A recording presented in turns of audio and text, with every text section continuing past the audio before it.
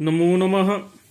अहमस्मि डॉक्टर रामकुमार झा, अंशकालिक सहायक प्राचार्य ज्योतिषम पूर्णिमा राम प्रताप संस्कृत महाविद्यालय बैगनी दरभंगा। इदानीं मया लग्नेश वसा दंतर्दशा फलं विवेच्यते। लग्ने से स्वनवांशस्थे तस्य भुक्ति शुभावः,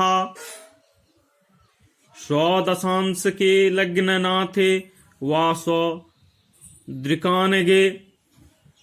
तस्य भुक्तिं शुभामाहुर यवनाः कालवित्तमाः। स्वत्रिंशांशे तथा मित्रत्रिंशांशे स्थितो यदि तस्य भुक्तिः शुभा प्रोक्ता कालविद्भिर्मनीषिभिः। मित्रक्षेत्र नवांशस्थे मित्रस्य द्विरसांशके तस्य भुक्तिः शुभा प्रोक्ता कालविद्भिः मुनीश्वरैः। अर्थात स्वनवांशस्थे लग्नेश तस्य भुक्ति शुभावः,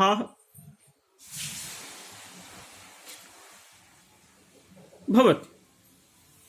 स्वदशांश के स्वदृकानगे वा लग्ननाथे सत्यपि तस्य भुक्तिं शुभां कालवित्तमाः यवनाः आहुः। स्वत्रिंशांशे तथा मित्र त्रिंशांशे यदि लग्ननाथः अवस्थितः तदा तस्य भुक्तिः शुभा भवति। एवं कालविद्भिः मनीषिभिः प्रोक्ता। मित्रक्षेत्र नवांशस्थे मित्रस्य द्विरसांशके तदापि तस्य भुक्ति शुभा भवति इति कालविद्भिः मुनीश्वरैः प्रोक्तम्। अर्थात अपने नवांश में लग्ननाथ के स्थित होने पर उसकी दशा शुभ फल करने वाली होती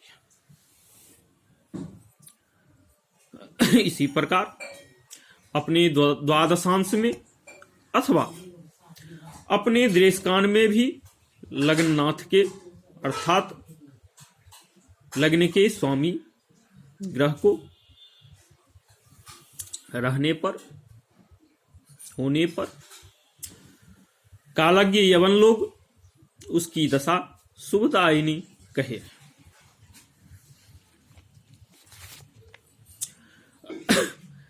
अपने त्रिंशांश में अथवा मित्र के त्रिंशांश में यदि लग्नेश स्थित हो तो उसकी दशा शुभ फलदायिनी होती है,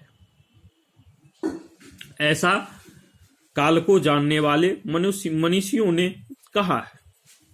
इसी प्रकार आगे आचार्य कहते हैं कि यदि लग्नेश मित्र के घर में, मित्र के नवमांश में या मित्र ग्रह के द्वादशांश में स्थित हो तो भी उसकी दशा शुभ फल देने वाली होती है, ऐसा काल के जानने वाले मनुष्य लोग बताए।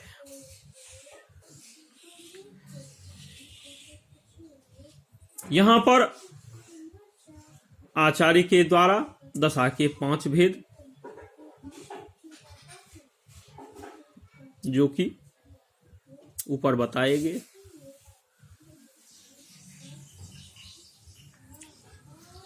उनमें दशा प्रकार के नाम क्रम से इस प्रकार जानना चाहिए। दशा, अंतर्दशा, प्रत्यंतर दशा, विदशा और उपदशा। उपरोक्त में विदशा को प्रत्यंतर दशा के स्थान पर बताया गया है। इसमें संशय में पड़ने की आवश्यकता नहीं। लघु पराशरी में उदाहरण में विदशा को सूक्ष्म भुक्ति के स्थान पर बताया गया है। अतः नामांतर के भ्रम में नहीं आना चाहिए। एवं आचार्य यहां 5वें प्रकरण के दूसरे श्लोक में लग्नेश के दशाफल को यहां बताए हैं। इस प्रसंग में विद्वानों की सम्मति के अनुसार अन्य विचारित भावेश या ग्रह के लिए भी उतना ही वह दशाफल समीचीन है जितना लग्नेश के लिए आचार्य ने यहां बताए।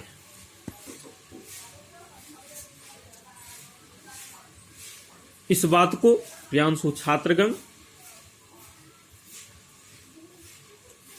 निश्चित रूप से हृदयंगम कर लें और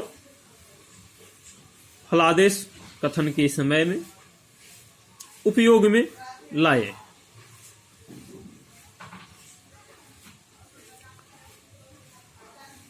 इस सिद्धांत को ठीक प्रकार से, समीचीन प्रकार से नहीं जानने पर, उपयोग नहीं करने पर फलादेश कथन समीचीन नहीं होता है। इसलिए यहां लग्नेश की जिस अवस्थिति के अनुसार जिस प्रकार से फल कथन किया गया है, उसी प्रकार अन्य भावेशों की भी स्थिति को देखकर अंतर्दशादि फल कथन करना चाहिए। इत्यल्मिति सम।